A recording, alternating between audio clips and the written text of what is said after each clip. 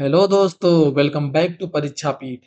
आज का हमारा टॉपिक है भारत के राष्ट्रीय उद्यान पार्ट 3। ठीक है, ये हमारा लास्ट भाग है। इससे पहले हमने भाग 1 और भाग 2 को कर लिया था। यदि आपने उस भाग को नहीं देखा है तो आप जाकर भाग को देख सकते हैं। ठीक है, और चलिए शुरू करते हैं अपने क्वेश्चन को। आज हम क्या पढ़ेंगे? तो पूर्वोत्तर एवं द्वीपीय विशेष national parks of North East and islands, इसके बारे में थोड़ा सा पढ़ेंगे। पहला क्वेश्चन हमारा कि नामदफा राष्ट्रीय उद्यान कहाँ पर है? तो ये अरुणाचल प्रदेश में है। यह भारत का चौथा सबसे बड़ा राष्ट्रीय उद्यान है। यह उड़ने वाली गिलहरी के लिए प्रसिद्ध है। ठीक है, यहाँ बाघ, तेंदुआ, हिम तेंदुआ और क्लाउडेड लेपर्ड, ये चारों बड़ी बिल्लियां पाई जाती हैं। यह पूर्वी हिमालय जैव विविधता हॉटस्पॉट का हिस्सा है। ठीक, आप यहाँ पर चित्र देख सकते हैं। अगला क्वेश्चन, नोकरेक राष्ट्रीय उद्यान कहाँ पर है? तो यह मेघालय के गारो हिल्स में है। यह अपनी जंगली संतरे की प्रजाति किट्रस इंडिका यानी मदर्स ऑफ ऑल किट्रस के लिए जाना जाता है। यहाँ दुर्लभ लाल पांडा पाया जाता है। यह यूनेस्को के बायोस्फीयर रिजर्व नेटवर्क का एक हिस्सा है। यहाँ की नक्काशीदार पहाड़ियाँ और हाथी आकर्षण का केंद्र है। ठीक, अगला question, south button island national park कहाँ पर है? तो यह भारत का सबसे छोटा राष्ट्रीय उद्यान है। ये अंडमान और निकोबार द्वीप समूह पर स्थित है। ठीक, यह समुद्री जीवों और कोरल रीफ के लिए विश्व प्रसिद्ध है। ठीक, यह समुद्री गाय और डॉल्फिन देखी जा सकती है। ठीक, अगला क्वेश्चन, सिमिलीपाल राष्ट्रीय उद्यान कहाँ पर है? तो यह उड़ीसा के मयूरभंज में है। इसका नाम यहाँ पाए जाने वाले सेमेल के पेड़ों के कारण पड़ा है। यहाँ बाघ और एशियाई हाथी प्रचुर मात्रा में पाए जाते हैं। यहाँ बड़े ही पानी और जोरांडा जैसे ऊंचे जलप्रपात स्थित है।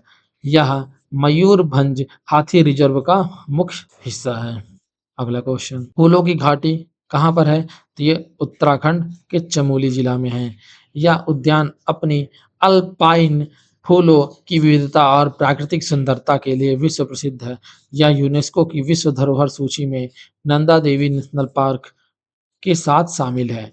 यहाँ केवल जून और सितंबर के बीच ही जाया जा सकता है। ठीक, अगला क्वेश्चन, सुल्तानपुर राष्ट्रीय उद्यान कहाँ पर है? तो ये हरियाणा के गुरुग्राम में पाया जाता है। ठीक, यह मुख्य रूप से प्रवासी पक्षियों के लिए प्रसिद्ध है।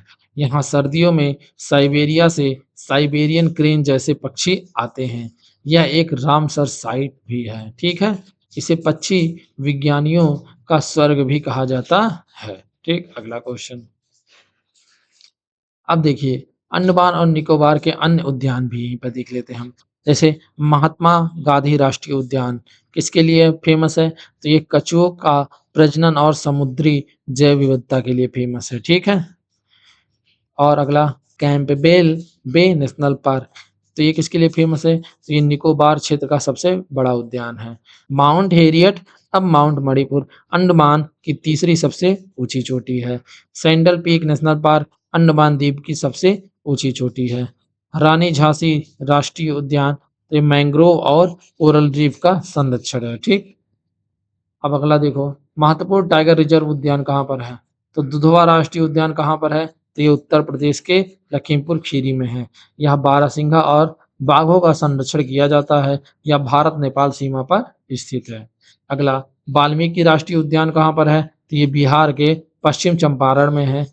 यह बिहार का एकमात्र राष्ट्रीय उद्यान है। यह गंडक नदी के तट पर स्थित है। ठीक, अब हमारा जो क्वेश्चन है वो यहाँ पर समाप्त होता है।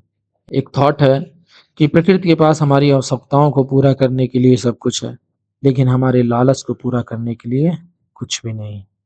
ठीक है, तो कैसा लगा ये वीडियो आपको? अगर वीडियो आपको पसंद आया हो तो वीडियो को लाइक करिएगा और चैनल को सब्सक्राइब करिएगा।